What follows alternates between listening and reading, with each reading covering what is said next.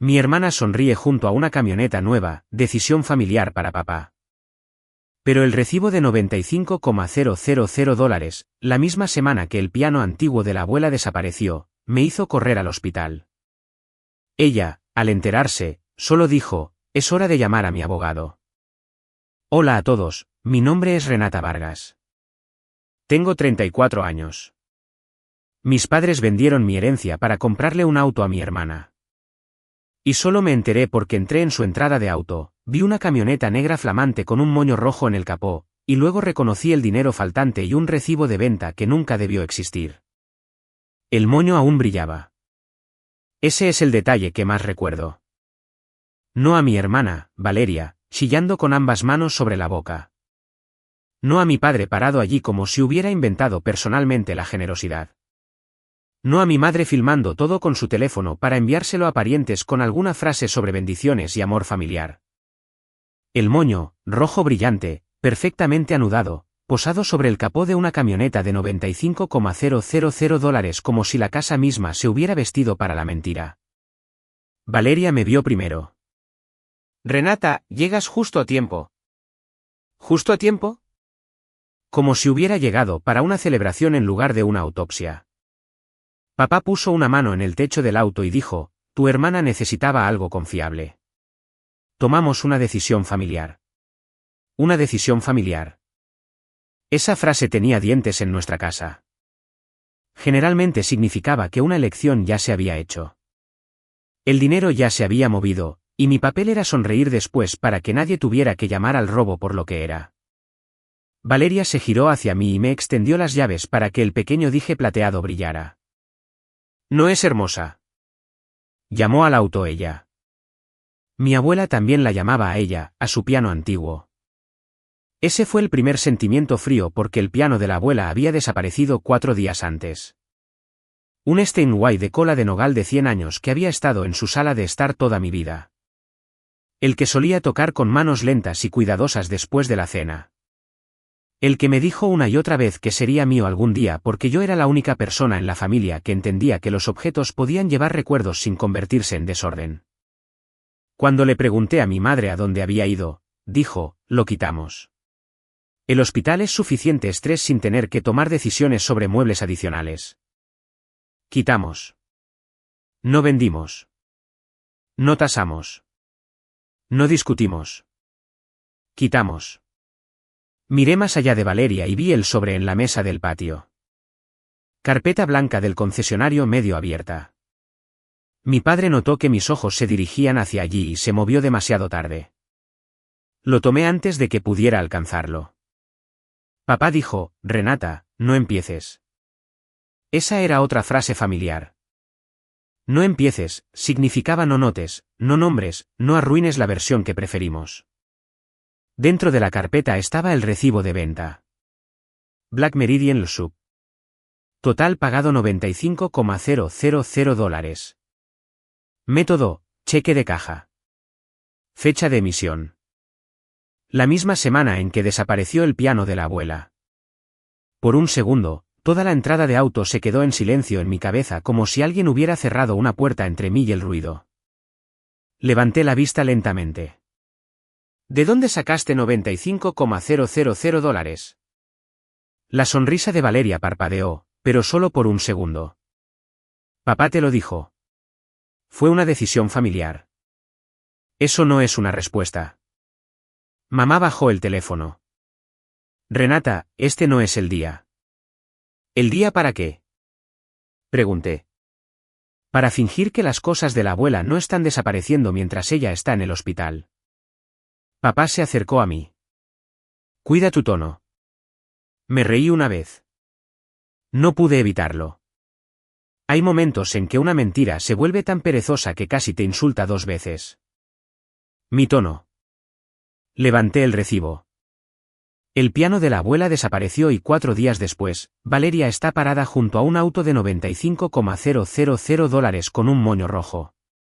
¿Quieres hablar de mi tono? Valeria se cruzó de brazos. Tú siempre lo arruinas todo. Ese era el don de Valeria. Podía pararse en medio del desastre que causaba y aún sonar como la persona más perjudicada por el polvo. ¿Tú lo sabías?, le pregunté. Ella desvió la mirada primero.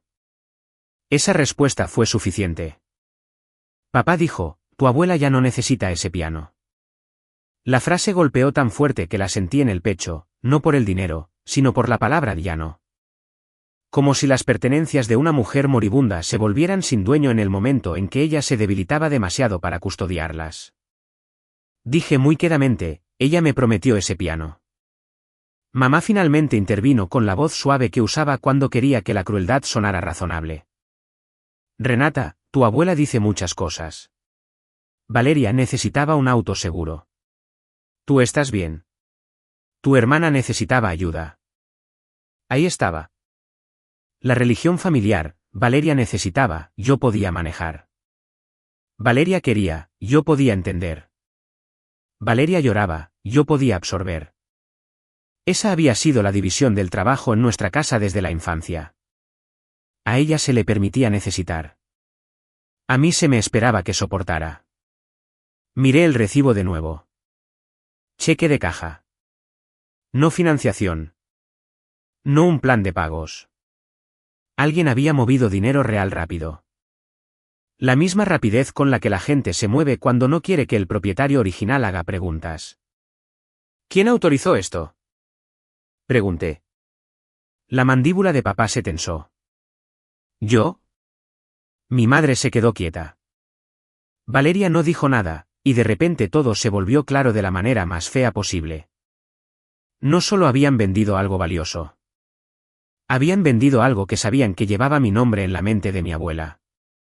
Y lo habían hecho mientras ella yacía en el hospital, lo suficientemente débil como para ser manejada, rodeada de personas que llamaban al control con pasión. Volví a poner el recibo en la carpeta con manos temblorosas. Papá debió ver mi cara cambiar porque dijo, no te atrevas a alterarla. Eso lo decidió. Dejé la carpeta en la mesa, me di la vuelta y caminé directamente hacia mi auto. Mamá me llamó, Renata. Valeria dijo, ay Dios mío, estás siendo dramática de nuevo. Papá gritó, si vas allá a armar lío, no te molestes en volver. Me detuve con la mano en la puerta del auto y lo miré al otro lado de la entrada. Bien, dije, porque si la abuela no aprobó esto, uno de nosotros no será bienvenido cuando termine. Luego subí y conduje directo al hospital. La habitación olía a loción de lavanda y aire acondicionado rancio. La abuela se veía más pequeña que incluso 3 días antes, pero sus ojos estaban claros. Eso importaba. En mi familia, la claridad siempre era lo primero que intentaban quitarle a una mujer antes de quitarle cualquier otra cosa. Ella vio mi cara y dijo, ¿qué hicieron? No, hola, no, ¿cómo estás? ¿Qué hicieron? Me senté junto a su cama y puse el recibo del concesionario en sus manos. Leyó cada línea lentamente una vez, luego una segunda vez. No lloró. No me preguntó si estaba segura. No los defendió. Dejó el papel sobre la manta, miró hacia el rincón vacío donde debería haber estado el piano si ésta siguiera siendo su casa, y no una habitación esperando finales. Y entonces alcanzó el teléfono en su mesita de noche. Su voz, cuando llegó, era delgada, pero lo suficientemente aguda como para atravesarme. Es hora, dijo, de llamar a mi abogado. La abuela presionó el número ella misma. Eso fue lo que más me asustó. No el abogado, no la llamada. El hecho de que su mano temblara cuando levantó el receptor, pero su dedo no dudó ni una vez. Mi madre había pasado meses diciéndoles a los parientes que la abuela no estaba bien. Lo decía en voz baja, con esa carita triste que la gente usa cuando quiere que el control parezca cuidado. Decía que el hospital la confundía, que las decisiones la abrumaban, que la familia tenía que intervenir. Pero viendo a la abuela marcar, supe la verdad. Sabía exactamente lo que le habían quitado. La llamada sonó 2 veces. Luego dijo, Marvin, soy Eleanor. Su voz era delgada, pero la habitación cambió a su alrededor. Sí, dijo. Ahora. Una pausa. No, no mañana. Hoy. Vendieron el piano. Miré el recibo del concesionario en mi regazo. El número parecía más ruidoso de lo que debería ser la tinta. $95,000. La abuela escuchó, luego cerró los ojos. No, dijo, yo nunca firmé eso. Mi estómago se hundió. Porque hasta ese momento, había temido que la hubieran presionado, confundido, engañado para que accediera cuando estaba demasiado cansada para luchar. Pero la abuela acababa de decir algo peor. No habían tomado permiso. Lo habían inventado. Ella abrió los ojos y me miró. Dile a Marvin que traiga la carpeta azul, dijo. Me incliné más cerca. ¿Qué carpeta azul? La que tu padre esperaba que olvidara. 25 minutos después, un hombre mayor con un traje gris entró en la habitación del hospital llevando un maletín de cuero y el tipo de calma que hacía que el pánico pareciera inmaduro. Una mujer lo siguió con una tableta y 2 carpetas pegadas al pecho. Eleanor, dijo. Marvin, respondió la abuela.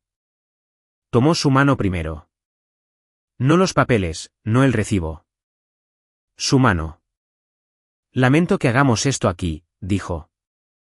Los ojos de la abuela se agudizaron. Yo no. Aquí es donde pensaron que yo era más débil. Luego me miró. Debes ser Renata. Asentí. Soy Marvin Ellis, el abogado de tu abuela. La mujer a su lado dijo, Mercy, abogada. La abuela señaló débilmente hacia la silla junto a la cama. Siéntate, querida. Casi dije que estaba bien de pie. Luego la abuela agregó, has estado parada en esta familia demasiado tiempo. Esa frase dolió en un lugar que no sabía que aún tenía sentimientos. Me senté. Marvin abrió la carpeta azul en la mesa rodante junto a su cama. Dentro había copias limpias de documentos legales, una fotografía del piano y una página con el número de serie del Steinway impreso en tinta negra. Este anexo se ejecutó hace 9 años, dijo Marvin. Testificado, notarizado y adjunto al plan de patrimonio de tu abuela. El piano está específicamente designado para ti, Renata. Mi garganta se cerró. También establece que el instrumento no puede ser vendido, transferido, donado, retirado o desechado sin la autorización escrita de Eleanor o tu negativa escrita. Miré el recibo. Nunca me negué a nada. Lo sé, dijo Marvin. La voz de la abuela se volvió fría. Y yo nunca lo autoricé. Mercy golpeó su tableta. Bitcom Fine Instruments manejó la venta. Su factura de venta dice que fue autorizada por un representante familiar. Representante familiar. Esa era exactamente el tipo de frase que a mis padres les encantaba. Lo suficientemente suave como para esconderse detrás, lo suficientemente vaga como para robar a través. ¿Quién firmó? Pregunté. Marvin pasó una página. La firma de mi padre estaba al final debajo de las palabras impresas ordenadamente, actuando con permiso de Eleanor V. Mercer. Por un momento, nadie habló. Entonces me oí decir, él falsificó el permiso de una mujer moribunda. Los dedos de la abuela se apretaron alrededor de los míos. No, dijo. Él falsificó el permiso de su madre. Esa diferencia importa. Una mujer moribunda era vulnerable. Su madre era personal. Marvin colocó la factura de venta junto al recibo del concesionario. 2 papeles, 2 crímenes silenciosos tocando bordes en una mesa del hospital. Puedo comenzar de inmediato, dijo. Demanda de reversión, preservación de fondos, notificación al comprador, notificación al concesionario y una advertencia formal a tu hijo. La abuela asintió una vez, y la segunda instrucción. Marvin vaciló. Ella lo miró. ¿Léelo? Desde la parte trasera de la carpeta azul, sacó un sobresellado. Mi nombre estaba escrito en el frente con la caligrafía de la abuela. ¿Renata? Si están tocando el piano antes de que me vaya. Mis ojos ardieron. Marvin rompió el sello. La primera línea fue suficiente para que la habitación desapareciera a mi alrededor. Si Renata está escuchando esto, entonces Daniel y Lorna finalmente han confundido mi enfermedad con permiso. Cubrí mi boca. Marvin siguió leyendo. He visto a mi hijo tomar de la persona más callada en cada habitación y llamarlo liderazgo. He visto a Lorna suavizar su egoísmo en lenguaje familiar. He visto a Valeria aprender que querer en voz alta es lo mismo que merecer. Y he visto a Renata dar un paso atrás una y otra vez porque le enseñaron que ser razonable significaba aceptar menos. Miré a la abuela. Ella miraba al techo, lágrimas resbalando silenciosamente en su línea del cabello. No lágrimas débiles, sino de enojo. La voz de Marvin se mantuvo firme. El piano no es solo un instrumento. Es lo primero en esta familia que nombro claramente antes de que puedan renombrarlo. Le pertenece a Renata. Si lo venden, no están reduciendo desorden, manejando asuntos patrimoniales o ayudando a Valeria. Están robando a la única persona que asumieron que sería demasiado amable para llamarlo robo. El recibo temblaba en mi mano porque esa era la parte en la que habían contado. Mi amabilidad, mi paciencia, mi hábito de hacer que el dolor fuera más fácil de soportar para todos los demás. Entonces sonó mi teléfono. Papá. Miré la pantalla hasta que se detuvo. Un mensaje de texto apareció segundos después. No involucres abogados en asuntos familiares. La abuela lo vio. Marvin también. Mercy también. La abuela extendió la mano. Dame el teléfono. Lo puse en su palma. Ella presionó llamar. Papá respondió al primer tono. Antes de que pudiera hablar, la abuela dijo, Daniel, tienes 1 hora para devolver lo que robaste. Papá no respondió de inmediato. Por primera vez en mi vida, mi padre había recibido una orden de una mujer demasiado débil para estar de pie y demasiado clara para ser desestimada. Luego su voz llegó por el teléfono lo suficientemente alto para que todos lo escucháramos. Mamá, Renata te está alterando. Los ojos de la abuela no se movieron de la pared. No, dijo. Renata me trajo la verdad. Tú me trajiste vergüenza. ¿Silencio? Luego papá intentó el tono que usaba con los cajeros de banco, meseros, primos y conmigo. Paciente, pesado, insultado. No entiendes lo que pasó. La abuela cerró los ojos. Entiendo que mi piano se ha ido. Entiendo que tu firma está en la autorización. Entiendo que Valeria está parada en tu entrada con un auto comprado con mis propiedades. Era para ser temporal, espetó. Marvin levantó las cejas. Temporal. Esa palabra no pertenecía a ningún lado cerca de un piano vendido con cheque de caja. La abuela preguntó, ¿cómo vendes temporalmente un Steinway, Daniel? Papá respiró hondo por el teléfono. Entonces oí a mi madre al fondo. No digas nada más. Fue entonces cuando Marvin le quitó suavemente el teléfono. Daniel. Marvin dijo, soy Marvin Ellis. Estoy en la habitación del hospital de Eleanor con su permiso. Tengo la factura de venta, el recibo del concesionario, el anexo patrimonial y la autorización en disputa con tu firma. Papá se quedó en silencio de otra manera, no avergonzado. Calculador. Marvin continuó, se te instruye que preserves todas las comunicaciones, devuelvas todos los fondos relacionados con la venta y proporciones el nombre del comprador inmediatamente. Tampoco debes contactar a Renata excepto a través de tu abogado. Mi padre se rió una vez. Sonó falso, incluso a través del altavoz. Abogado para un piano. Susurró la abuela. Para robo. Nadie habló después de eso. Marvin colgó antes de que papá pudiera recuperarse. La habitación se quedó quieta. Entonces mi teléfono comenzó a iluminarse. Mamá primero. Renata, ¿qué has hecho?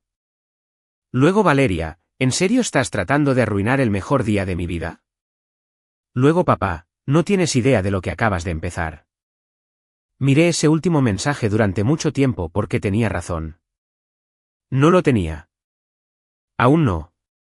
Pero por primera vez, no era yo quien comenzaba algo al decir la verdad. Eran ellos quienes la habían comenzado al confiar demasiado en mi silencio. Marvin preguntó si podía quedarse con copias del recibo del concesionario. Se lo entregué. Mercy fotografió los mensajes de texto de mi teléfono y se los envió a sí misma a través de un enlace seguro. La abuela observó cada paso, cansada pero alerta, como si hubiera estado esperando años para ver a alguien tratar el comportamiento de nuestra familia como evidencia en lugar de personalidad. Después de que Marvin se fue, me quedé con ella hasta la noche. Dormitaba en periodos cortos. Cada vez que sus ojos se abrían, me buscaba primero. A las 6:30, su enfermera del hospital le trajo té. Sabía que apenas bebería. La abuela tocó la taza, sonrió débilmente y dijo, «Vendrán aquí esta noche». Miré hacia la puerta. ¿Crees? «Conozco a mi hijo», dijo. Él confunde el volumen con la autoridad. Tenía razón. A las 7:12, escuché a mi padre antes de verlo. «Soy su hijo. No pueden impedirme ver a mi madre». Su voz venía del pasillo, aguda y pública. Mi madre lo siguió a la habitación con los ojos rojos y un bolso apretado como un escudo. Valeria venía detrás, vistiendo el mismo suéter crema que había usado en la entrada, su maquillaje todavía perfecto, su rostro compuesto en señal de agravio. El moño rojo probablemente todavía estaba en el auto. Ese pensamiento hizo que algo frío se moviera en mí. Papá miró primero a la abuela, luego a Marvin, que había regresado porque aparentemente la abuela lo conocía incluso mejor de lo que yo creía. Luego papá me miró. «Estás orgullosa de ti misma». Me paré junto a la cama de la abuela. «No». «Bien», dijo. «Porque has convertido un problema familiar privado en un circo». La voz de la abuela vino de la almohada. «Vendiste mi piano». El rostro de papá se tensó. «Mamá, estábamos manejando las cosas». «¿Las cosas de quién?» Él parpadeó. La abuela repitió, «¿Las cosas de quién estabas manejando?» Mi madre se acercó. «Eleanor, por favor». Valeria necesitaba transporte. Íbamos a explicarlo todo. La miré después de que se quitó el moño. La cara de Valeria se endureció. «Estás actuando como si lo hubiera robado». Me volví hacia ella. «¿Preguntaste de dónde venía el dinero?» Su boca se abrió, se cerró. Luego dijo, «Papá dijo que la abuela quería ayudar». La abuela emitió un sonido tan pequeño que casi me lo perdí. No un sollozo, una risa sin humor. «Quise ayudar».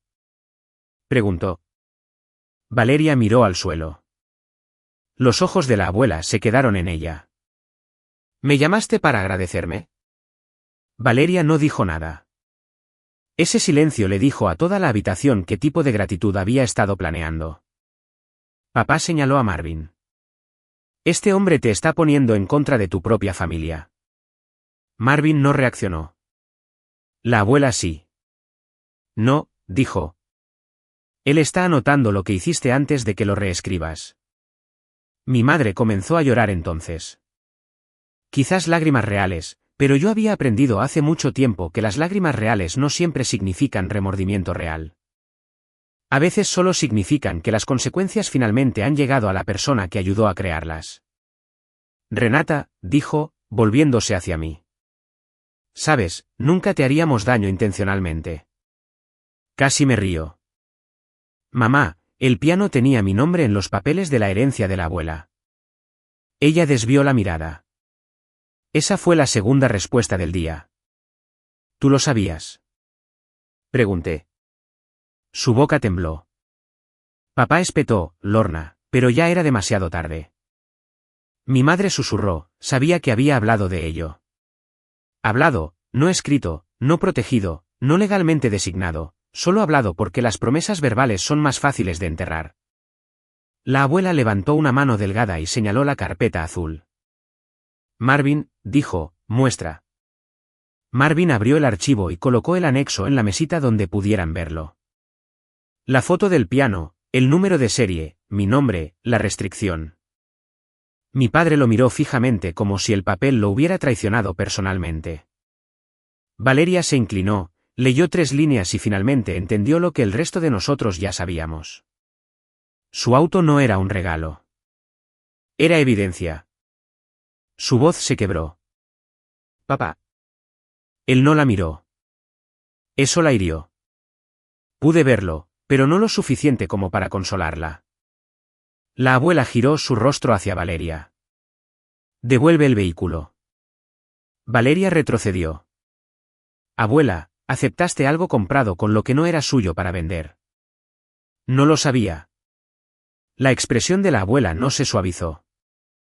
Entonces ahora lo sabes. Esa frase terminó algo. No la parte legal, no la pelea familiar. Algo más antiguo.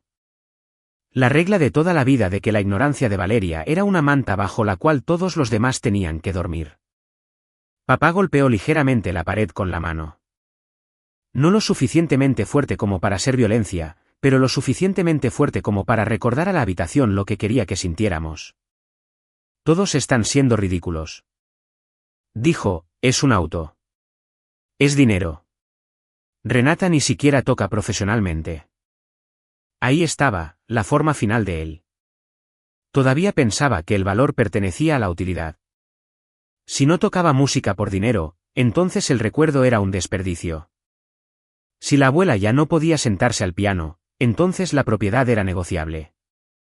Si Valeria quería algo más bonito, entonces mi herencia podía convertirse en aplausos. La miré y dije, ese piano nunca fue tuyo. Papá se acercó hacia mí. Marvin se interpuso entre él. Daniel, dijo. Tendría mucho cuidado con lo que dices a continuación. Por una vez, papá escuchó. La respiración de la abuela había cambiado. La enfermera entró, la revisó y pidió a todos que bajaran la voz o se fueran. La abuela mantuvo los ojos abiertos. No, susurró. Déjalos escuchar esto en voz baja. Marvin se inclinó más cerca. Ella dijo, abre la segunda sección. La cara de mi padre cambió. La de mi madre también. La carpeta azul tenía una segunda sección, y lo que fuera que hubiera adentro, ambos padres de repente parecían saber exactamente por qué la abuela lo había guardado para el final. Marvin no abrió la segunda sección de inmediato. Esa pausa hizo más daño que cualquier acusación. Mi padre miró la carpeta azul como si hubiera aprendido a respirar. Valeria miró de un adulto a otro, finalmente entendiendo que su hermoso regalo tenía huellas dactilares. La abuela susurró, lee primero el inventario. Marvin giró el divisor. La primera página era una lista. La pulsera de graduación de Renata, tomada por Lorna, redimensionada para Valeria. Los ahorros universitarios de Renata prestados para el depósito del apartamento de Valeria. El piano antiguo de Renata protegido porque esta familia le quita cosas en silencio. Mi madre emitió un pequeño sonido. Recordé la pulsera, plateada, delgada, con una piedra azul que la abuela eligió para mi graduación. Mamá pidió que la guardara en un lugar seguro. Un mes después, Valeria la usó para cenar. Cuando pregunté, mamá dijo, no seas tacaña. Le queda mejor en la muñeca. Había tragado eso a los 18 porque tragar era lo que sabía. La abuela no. Marvin leyó la siguiente línea. Si reaccionan sorprendidos por el piano, recuérdales que nunca fue lo primero. Solo fue lo primero lo suficientemente caro como para hacer que la negación fuera difícil.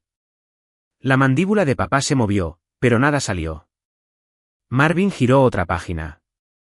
También hay una directiva modificada con respecto a la venta o transferencia no autorizada de propiedad designada. Papá espetó, no puedes modificar cosas desde una cama de hospital porque Renata entró llorando. Los ojos de la abuela se abrieron por completo.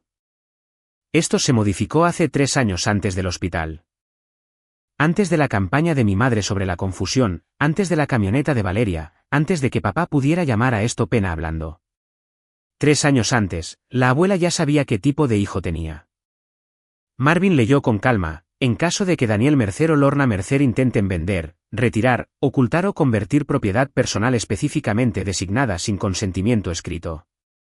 Serán eliminados de todas las distribuciones discrecionales de mi plan patrimonial. Las lágrimas de mi madre se detuvieron. Fue entonces cuando entendí lo que más temía. No el piano, el resto. Papá dijo, ¿distribuciones discrecionales? Marvin lo miró. Tu madre reservó activos líquidos para la familia inmediata después de los gastos si no ocurría ninguna mala conducta.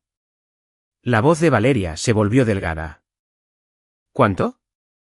Nadie respondió, pero la cara de mi madre lo dijo todo lo suficiente como para que el auto de repente pareciera muy pequeño. La abuela giró la cabeza hacia mis padres. Les di una oportunidad de no ser exactamente quienes son. Papá señaló hacia mí. Ella te envenenó. Por primera vez esa noche, di un paso adelante. No, dije, te traje un recibo. Eso impactó porque era demasiado simple como para disfrazarlo. Entonces el tablet de Mercy sonó. El concesionario respondió. Marvin leyó el mensaje y dijo, Vitam Fine Instruments todavía tiene el piano en su almacén de restauración. No ha ido a un comprador final. La abuela cerró los ojos y el alivio cruzó su rostro como luz bajo una puerta. Luego Marvin continuó, el concesionario dice que Daniel solicitó un adelanto rápidamente debido a gastos médicos urgentes. Mi madre susurró, oh, Daniel, gastos médicos. Esa fue la mentira que había usado. No desorden, no administración patrimonial, no ayudar a Valeria. Había usado la enfermedad de la abuela como un recibo para robarle. Incluso Valeria se veía enferma entonces. Papá dijo, iba a reemplazar los fondos. ¿Con qué? Preguntó la abuela. No tenía respuesta. La voz de Marvin se agudizó. El concesionario ha acordado congelar el instrumento. Pero los fondos del adelanto deben ser devueltos para detener una mayor acción. Valeria retrocedió. Entonces, ¿qué se supone que debo hacer? La abuela respondió antes que nadie. Lo devuelves. Valeria comenzó a llorar. Entonces una versión más joven de mí la habría consolado, pero todo lo que podía ver era el moño rojo. Todo lo que podía oír era su voz en la entrada. Tú siempre lo arruinas todo. No. Yo solo había dejado de hacer que el robo pareciera bonito. Papá se movió hacia la puerta. He terminado. Marvin dijo, irse no mejorará tu posición. Papá se volvió hacia él. ¿Crees que tengo miedo de los papeles? La voz de la abuela vino suave desde la cama. No, pero tienes miedo de que la gente lo sepa. Eso lo congeló. Mi padre podía sobrevivir haciendo el mal. Lo que no podía sobrevivir era ser visto por personas cuyas opiniones lo alimentaban. La abuela miró a Marvin. Envía el aviso esta noche a Daniel y Lorna. A todos los listados. La cara de mi madre se puso blanca. Eleanor, por favor. La abuela ni siquiera la miró. La familia debería saber cuándo se falsificó una decisión familiar. La enfermera entró y nos dijo que la abuela necesitaba descansar. En la puerta, mamá se volvió hacia mí. ¿De verdad vas a dejar que esto suceda? Miré a la abuela. Tenía los ojos cerrados, pero sus dedos aún estaban envueltos alrededor de los míos. Luego miré a mi madre. No, dije, tú ya lo hiciste. A las 10 de la noche, el aviso salió.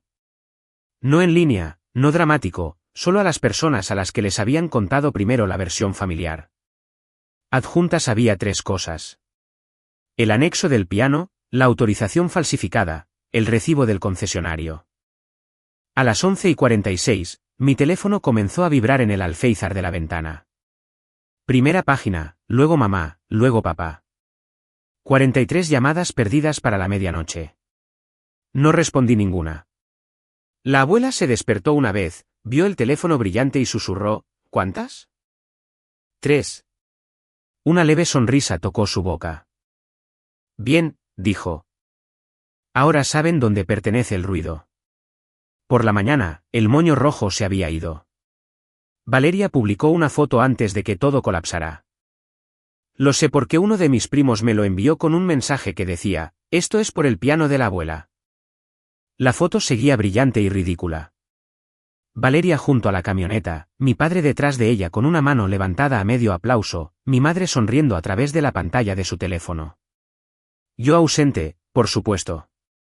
Había estado ausente de muchas fotos familiares. Esta era la primera en la que mi ausencia se convirtió en evidencia. A las 9, Marvin ya había hablado con el concesionario de instrumentos, el concesionario y el abogado de mi padre. Porque aparentemente papá había decidido durante la noche que los abogados solo eran inapropiados cuando me pertenecían a mí. La abuela durmió durante la mayor parte. Me quedé en la silla junto a su cama, bebiendo un terrible café del hospital y mirando mi teléfono vibrar, cansada. A las 10:16, Marvin entró con Mercy detrás de él y dijo, «El piano está asegurado». La abuela abrió los ojos. ¿Dónde? En el almacén de restauración de Vitam. Sin transferencia final. Aún no hay comprador privado. Su boca tembló una vez. No por debilidad. Por alivio. ¿Y el dinero?, preguntó. El adelanto debe ser devuelto antes de las 5 de hoy. Si no se devuelve, Bitcam tiene la intención de informar formalmente la autorización disputada y perseguir a Daniel por la pérdida. Lo miré. ¿Papá puede devolverlo? La cara de Marvin me dijo la respuesta antes de que su boca lo hiciera, no sin deshacer la compra del vehículo. Ahí estaba. La hermosa camioneta, el moño rojo. El mejor día de Valeria. Comprado con un temporizador. Al mediodía, Valeria me llamó desde un número que no reconocí. Respondí porque alguna parte de mí quería escucharla decirlo claramente. No lo hizo. Empezó llorando. Renata, por favor. Dicen que tengo que devolver el auto. Miré a la abuela. Tenía los ojos cerrados, pero su mano se apretó alrededor de la mía. Estaba despierta. Dije, entonces devuélvelo. No entiendes lo que esto significa para mí. Esa frase casi me hizo reír. No porque fuera gracioso, sino porque había entendido lo que las cosas significaban para Valeria toda mi vida. Entendí sus decepciones, sus emergencias, sus nuevos comienzos, sus malas semanas, sus sueños, sus lágrimas, su tiempo, sus razones. Había sido entrenada para entenderla tan a fondo que nadie me preguntaba qué significaba algo para mí. Así que dije, no, Valeria, creo que finalmente lo entiendo. Ella se quedó en silencio. Luego su voz cambió. Más pequeña, más enojada por debajo. La abuela se está muriendo. ¿De verdad vas a hacer esto ahora? Miré la carpeta azul sobre la mesa. No, dije, papá hizo esto ahora. Colgó. A las 3:30, mi padre regresó al hospital. Esta vez, no gritó en el pasillo. Esa fue la forma en que supe que las consecuencias lo habían encontrado. Entró en la habitación de la abuela con mi madre detrás. Valeria no estaba allí. Papá parecía que había dormido en una silla y había perdido una discusión con todos los espejos de la casa. Llevaba una carpeta. Marvin estaba cerca de la ventana. Papá lo miró primero, luego a mí, y finalmente a la abuela. Revertimos la compra del auto, dijo. Mi madre se estremeció cuando lo dijo, como si cada palabra le hubiera costado dinero. La abuela no se movió. ¿Y el piano? El concesionario ha sido pagado. ¿Por quién? La cara de papá se endureció. Marvin respondió por él. Daniel y Lorna liquidaron parte de sus ahorros conjuntos y firmaron un acuerdo de reembolso por las tarifas restantes. Me volví hacia mi madre. Ella desvió la mirada. Eso me dijo algo que llevaría más allá de los números. Mi madre había estado dispuesta a ayudar a robar el piano cuando la recompensa era la felicidad de Valeria. Pero en el momento en que el costo tocó sus propios ahorros, el dolor finalmente se volvió visible. Papá colocó la carpeta sobre la mesa. Ahí está, dijo. Está hecho. La abuela abrió los ojos entonces. No, dijo. Está devuelto. Hecho es diferente. La mandíbula de papá se apretó. La abuela miró a Marvin. El cambio de patrimonio. Mi padre se quedó quieto. Marvin sacó una página de su maletín. Ya preparada. Solo necesitas confirmar. Papá espetó, mamá. Esa palabra llevaba todo lo que le quedaba. Sol, autoridad, pánico, la vieja creencia de que la sangre debería tener peso incluso después de la traición. La abuela giró la cabeza lentamente hacia él. Usaste mi enfermedad como escondite, Él no dijo nada. Tomaste algo prometido a Renata y lo convertiste en aplausos para Valeria. Todavía nada.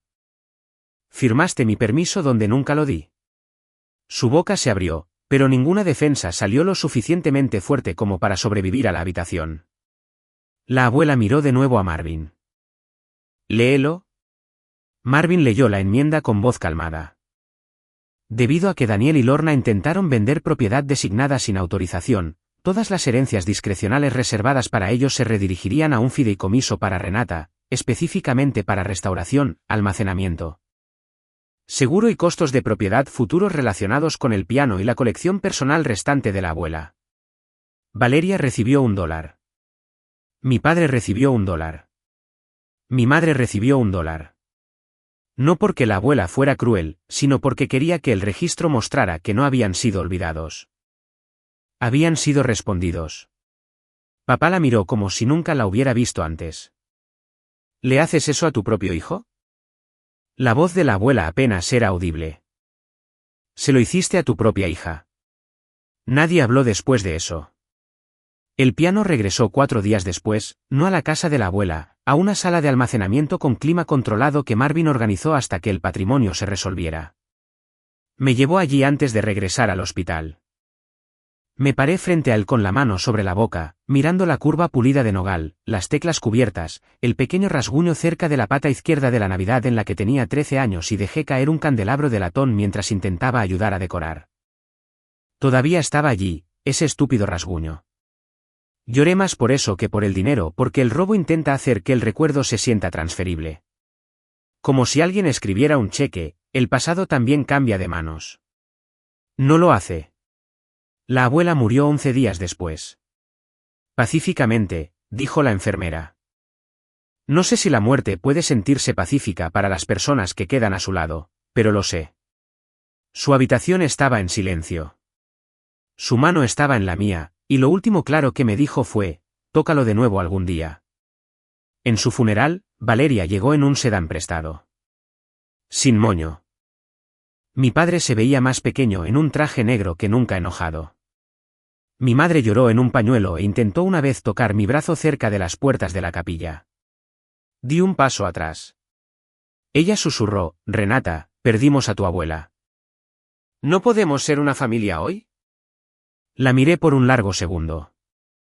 Luego dije, tuviste una familia. Seguiste usando la mía como repuestos. Ella comenzó a llorar más fuerte. Esta vez dejé que alguien más la consolara. La parte legal tomó meses.